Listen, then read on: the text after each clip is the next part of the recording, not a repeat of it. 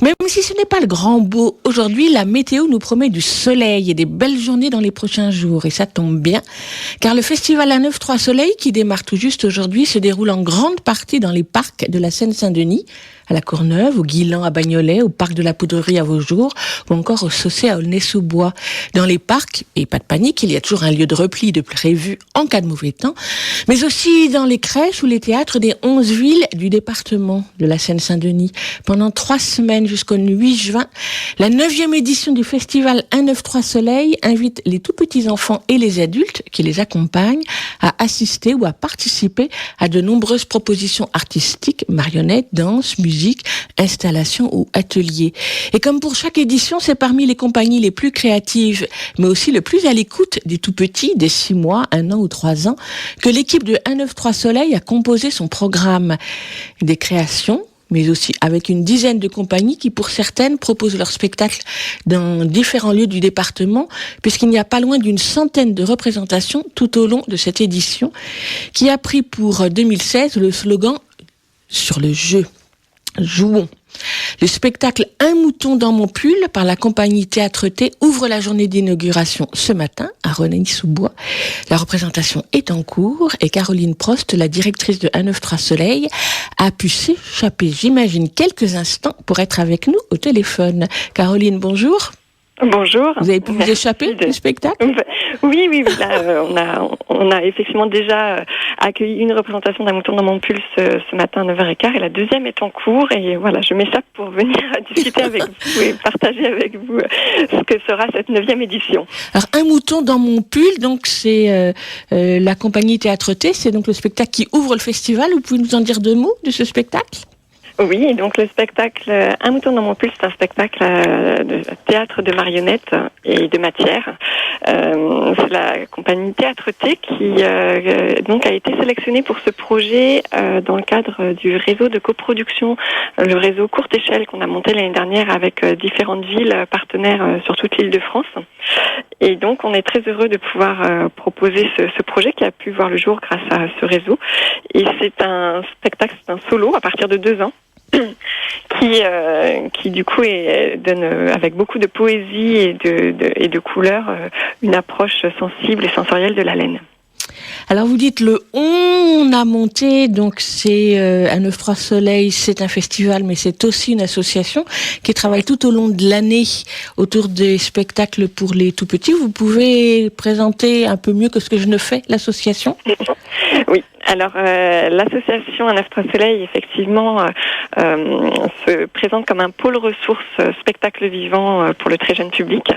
Donc, on a à ce titre un site internet qui répertorie tous les spectacles très jeune public qui sont diffusés en Île-de-France. Très utile. Très utile, effectivement, sachant que c'est un agenda qui n'est pas exhaustif, mais sélectif. On regarde toutes les programmations des saisons culturelles de toute l'Île-de-France, mais après on fait une sélection avec un comité de sélection qui permet de vraiment proposer sur notre site le meilleur de ce qui se fait dans la création très jeune public aujourd'hui. Donc il y a une newsletter pour ceux que ça intéresse mensuelle qui permet comme ça tous les mois de recevoir les spectacles qui se jouent sur toute l'Île-de-France et voilà, après on peut aussi chercher sur notre site internet et faire le tri par département si ça nous intéresse, voilà. Donc ça c'est un point. Ensuite on a aussi une action de formation. On forme les professionnels de la petite enfance qui le souhaitent sur la mise en relation du très jeune enfant avec le spectacle vivant. Mais avec un ancrage quand même sur la Seine-Saint-Denis. Oui, alors là effectivement, on a effectivement plus de partenaires sur la Seine-Saint-Denis puisqu'effectivement le festival pour le coup est vraiment centré sur la Seine-Saint-Denis. Alors que les autres pôles de l'association peuvent être ouverts plus largement sur l'Île-de-France, mais c'est vrai qu'on a quand même un ancrage très très fort sur la Seine-Saint-Denis. Et donc le festival en est à sa 9e édition cette année, avec un thème fédérateur qui est le jeu. Alors pourquoi vous avez choisi le jeu qui, j'allais dire, par définition fait partie du spectacle ? On joue un spectacle. Mais exactement.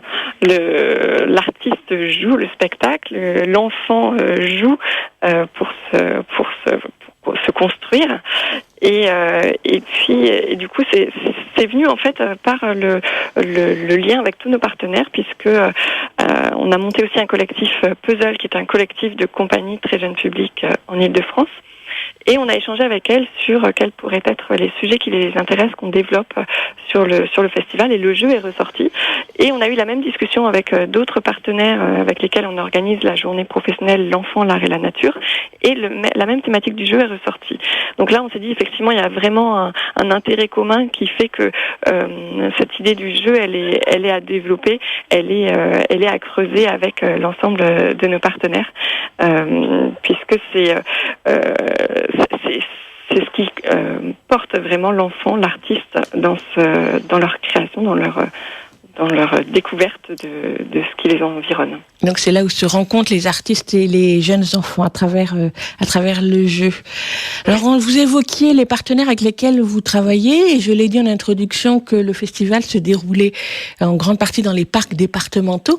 C'est original d'avoir comme partenaire un parc. D'habitude on parle des théâtres, des lieux d'accueil de la petite enfance, et là où vous êtes également, mais il y a aussi les parcs qui sont là aussi des espaces de jeu pour les enfants d'ailleurs.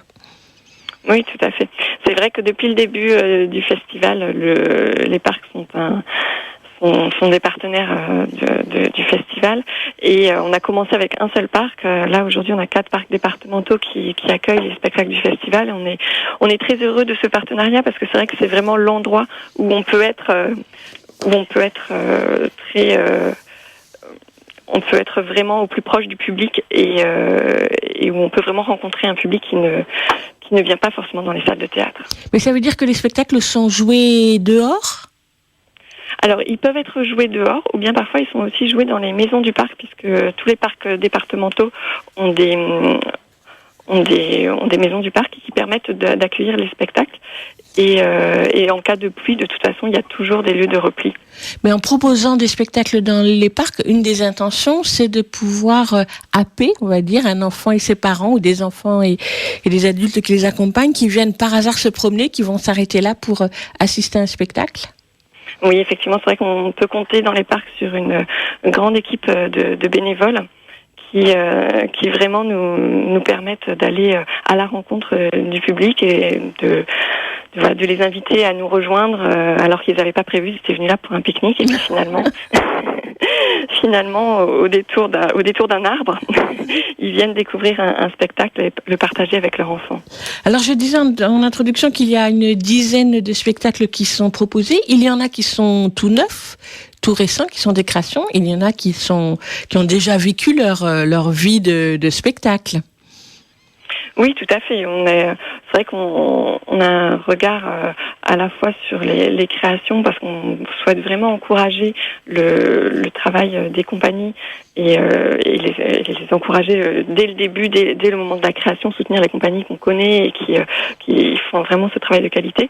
Et puis on accueille aussi des spectacles qui ont déjà tourné depuis un peu plus longtemps, et qui viennent sur le festival. Même par exemple, normalement on le fait pas, mais là exceptionnellement, il y a un spectacle qu'on accueille 2 années de suite, qui est l'installation de Sokokun, parce que vraiment on a envie de le faire partager à plus de public encore. Pourquoi ? Qu'est-ce qu'il a de si attractif? Par exemple, oui, ce spectacle Sokokun, c'est une installation interactive pour les bébés, vraiment de 6 semaines à 2 ans et demi. C'est vraiment pour les tout petits, et c'est un vrai moment c'est comme le dit son titre, voilà, c'est un cocon, un vrai moment de poésie, de bonheur pour les enfants qui peuvent entrer dans ce lieu, où justement c'est aussi un lieu dans lequel on peut jouer pour les enfants, où il n'y a rien d'interdit, où tout encourage à quelque chose de très posé, très voilà. Et du coup, c'est vrai que tous les parents de l'année dernière qui sont venus sur cette installation sont ressortis vraiment complètement comblés, et on avait envie vraiment c'est vrai que ce sont des toutes petites jauges aussi sur ces spectacles-là, puisque l'idée c'est d'encourager la proximité avec l'enfant, cette relation intime. Du coup, effectivement, ce sont des spectacles qui peuvent être pris d'assaut, mais on voulait du coup en profiter pour le faire partager à plus de monde. Mais entre 6 semaines et 2 ans et demi, c'est un monde. Oui, donc oui, effectivement, c'est pas du tout la même façon qu'il va y avoir d'interagir avec cette installation. À 6 semaines, effectivement, ils vont plutôt être sur le jeu avec les mobiles qui sont installés dans cette installation, dans tout l'environnement sonore qu'elle peut proposer et tous les contrastes visuels qu'elle propose dans cet univers. À 2 ans et demi, ils vont être sur d'autres interactions avec d'autres objets de l'installation. Voilà, mais c'est vrai que ce cocoon, tout comme par exemple le Jardin des Merveilles, sont sur cette même proposition d'une installation interactive en fait. C'est-à-dire qu'on n'est pas vraiment dans le spectacle, mais on n'est pas non plus dans l'exposition. On est dans quelque chose qui est intermédiaire. Jardin des Merveilles, c'est pareil, c'est à partir de 6 mois. Et à chaque fois, l'enfant va prendre ce qu'il a envie de prendre. Il n'y a pas de parcours obligatoire, il n'y a pas d'interdit. Et l'idée, c'est plutôt qu'est-ce que l'enfant a envie de se saisir sur ce moment-là. Et on est vraiment dans cette approche justement très fine entre le jeu de l'enfant et le jeu de l'artiste. Et l'artiste lui-même, dans ses propositions, est vraiment à mi-chemin entre son jeu d'acteur et puis le fait de jouer réellement avec l'enfant, quoi. Il est aussi vraiment entre les deux dans ces 2 propositions. Alors ce cocoon est proposé par Soco, c'est-à-dire Sophie Coignoux, c'est au parc des Guilans à Bagnolet, et le Jardin des Merveilles, lui, est installé au théâtre du Garde-Chasse au Lilas.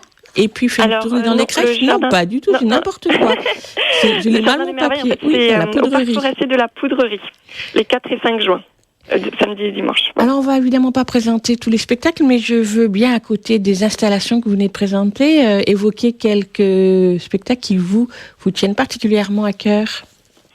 Alors peut-être que je peux vous présenter La vie de Smith et Choses, qui sont 2 spectacles qui pour le coup sont, je dirais, presque à l'opposé de ceux que je viens de vous présenter, pour vous montrer un peu la diversité de ce qu'on peut proposer, puisque La vie de Smith et Choses, ce sont des spectacles complètement déjantés, loufoques, très rock'n'roll, et qui sont pour les tout petits. La vie de Smith, c'est à partir de 4 ans, Choses à partir de 1 an, et vraiment je trouve qu'ils sont très représentatif de ce qu'on peut proposer aux enfants, toute l'audace qu'on peut se permettre avec de très jeunes enfants, jusqu'où on peut aller.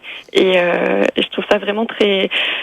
Voilà, c'est des spectacles que je suis contente qu'on propose sur ce festival, puisqu'ils montrent justement qu'effectivement, il peut y avoir des propositions qui vont être dans la douceur, dans la poésie, dans l'approche très sensorielle, dans l'interaction, et d'autres spectacles comme Choses ou bien La vie de Smith, où on va être plus en situation frontale, classique de spectacle, mais par contre où là, on va être complètement prise à partie avec des choses très drôles, très cocasses, très barrées, vraiment voilà, et voilà, même pour les tout petits, pour 1 an, on peut aussi aller jusque là. L'idée, c'est toujours de ne jamais sous-estimer les enfants, de se dire qu'effectivement à cet âge-là, ils ont un appétit du monde environnant qui est bien plus riche que le nôtre, et que c'est justement à cet âge-là que c'est important d'être à la hauteur de leur soif de découverte. Donc Chose est proposée par la compagnie Les Yeux Creux et La vie de Smith par Damien Bouvet de la compagnie Voix Off. Alors une des particularités, vous l'avez dit d'ailleurs, de 193 Soleil, c'est d'accompagner les professionnels ou même plus largement tous les adultes qui sont entourés d'enfants pour réfléchir ensemble à ce que peut être le rapport artistique des enfants entre le spectacle vivant et eux-mêmes. Et donc, vous organisez à la fois des journées professionnelles qui sont destinées, mais aussi des moments pour les parents. Oui, tout à fait. On a par exemple la journée du samedi 4 juin où on propose des ateliers artistiques parents-enfants sur le thème de jouer avec rien et jouer de tout, puis qui sont suivis d'un échange pique-nique partagé sur le thème jouer par nature et jouer avec la nature, l'aventure du jeu libre parent-enfant, une source d'éveil du tout petit à son environnement, où là on aura des intervenants qui viendront discuter avec les personnes qui seront venues là avec leur pique-nique et qui, sous une forme très simple et très ouverte, viendront discuter tous ensemble. Et puis ce dimanche-là, oui, il y a la fête de la petite enfance. Exactement.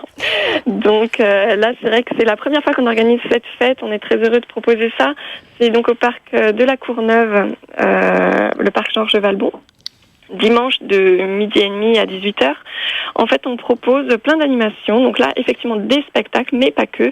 Des animations aussi. On va avoir un manège sans fil écolo dans lequel les enfants ne tournent pas en rond. Une ludomobile, une ludothèque qui vient sur le parc avec des espaces de jeu vraiment adaptés aux plus petits. Un espace dédié plus à la peinture corporelle avec une compagnie, le collectif Les Deux Mains qui chantent.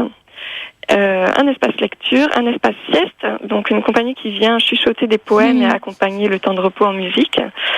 Un atelier autour des pompons et des moutons en lien avec le spectacle Un mouton dans mon pull dont on parlait tout à l'heure. Des moutons en pâture, toujours en lien.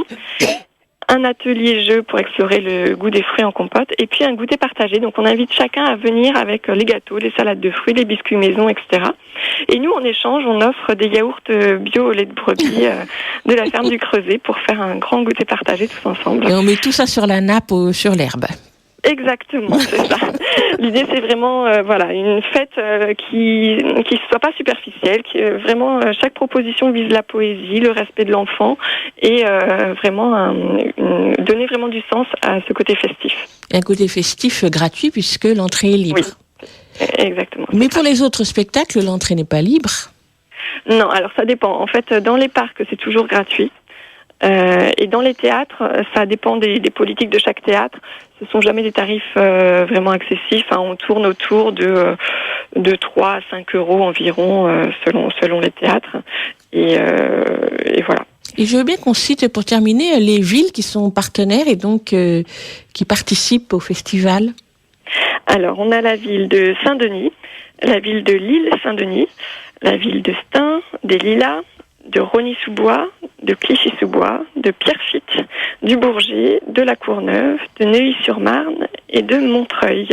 Mais la plaque tournante, c'est Rosny-sous-Bois parce que l'association est installée au théâtre Simenon à Rosny-sous-Bois. Exactement. C'est pour ça aussi qu'on fait du coup notre inauguration à Rosny-sous-Bois. Et donc, il se déroule toute la journée. Donc, je vais vous laisser les 11 heures passer. Il est temps d'aller accueillir les enfants qui sortent du spectacle parce que également, les spectacles pour les tout petits durent jamais plus de 30 ou 35 minutes. Le temps d'attention est quand même relativement court. Donc, je vais vous laisser retourner. Donc, juste rappeler que 1-9-3 Soleil, c'est du 18 mai au 8 juin, donc dans toutes les villes de la Seine-Saint-Denis que vous venez de citer et dans les parcs départementaux, et que toutes les informations, on les trouve sur le site de 1-9-3 Soleil. Exactement. Merci Caroline et bon festival. Merci à vous. Bonne journée.